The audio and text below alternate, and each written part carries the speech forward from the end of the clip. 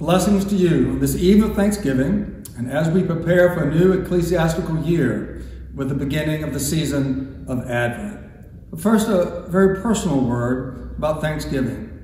It's not the Thanksgiving that we're used to celebrating this year, and some of us might not be celebrating at all. But not a pandemic, there's no difficulty in this world, there's no harshness in this world that can keep us from practicing the God-giving ability to have gratitude and to give thanks. And that's what Thanksgiving is all about. So we will find ways this Thanksgiving to practice an attitude of gratitude, as I often say. And that is at the very center of who we are as Christians. And also I'd like to say a word about Bishop Dietschy's letter that went out to the congregation yesterday, in essence taking us back to live streaming on Sundays. This requirement was very hard for me to accept, but I realized that his requirement is metaphor for the love and care that this diocese has for its parishers and for its people. And so throughout this Advent and Christmas season, we will find ways, different ways, to hold hands as a parish and to worship and to praise and to enjoy this season. I'd like to begin again today with just a few words about the season of Advent itself. And throughout the season of Advent, each week, I hope to do a little video about the theme of the week. I begin today with the Advent wreath, which traditionally symbolizes the season of Advent. And remember, Advent comes from the Latin adventus, meaning coming, the coming of Christ. But not only at Bethlehem, but the second coming of Christ at the end of time. As I mentioned a couple weeks ago in the sermon, we modern-day Christians don't talk much about the second coming of Christ. But the early church did. It was very important. And those passages are important because they remind us of the temporal nature of this world and that our faith is larger than this world and larger than we are. Advent has a purple color throughout the seasons, though some churches use blue. Purple is a penitential color. A priest uses a purple stole to hear a confession. We use purple in the season of Lent. Both Lent and Advent are considered penitential seasons. Advent less so. For instance, in Lent, flowers are not allowed anywhere in the church.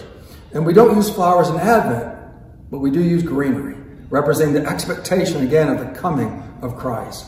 And so on this Advent wreath, we have our purple candles. On the first Sunday, we light this candle.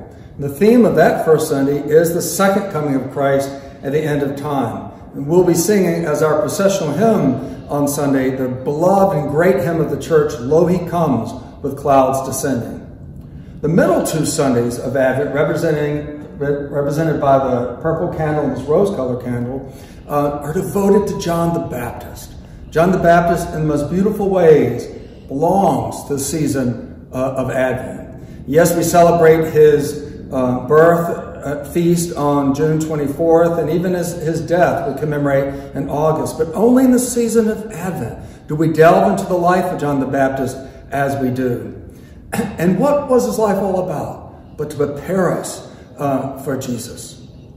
And also in these middle Sundays, we honor the prince of the prophets of the Old Testament, Isaiah, who in his day was encouraging and affirming the people of Israel to journey home more and more to their God. And the second Sunday commemorating John the Baptist actually has a rose-colored candle, because traditionally that was Refreshment Sunday. There are two Rose Sundays of the year, one in the middle of Advent and one in the middle of Lent. And it harkens back to a time when disciplines were much more strict. And in the middle of each season, people needed a break. And so this was a time that people could eat what they wished and relax their disciplines a bit.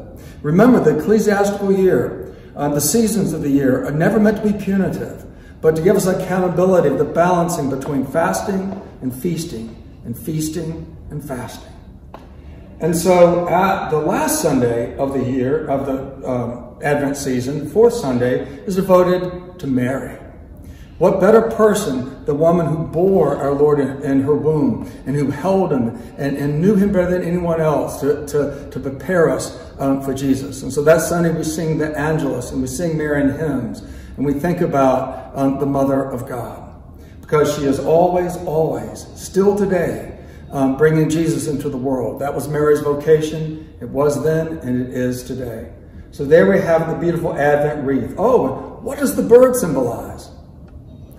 Not really anything. We saw it in a store a few years ago. We thought it looked good on the Advent wreath, and so we did, because it was lovely, because it was fun. And sometimes what we do in church is because it's lovely and it's fun.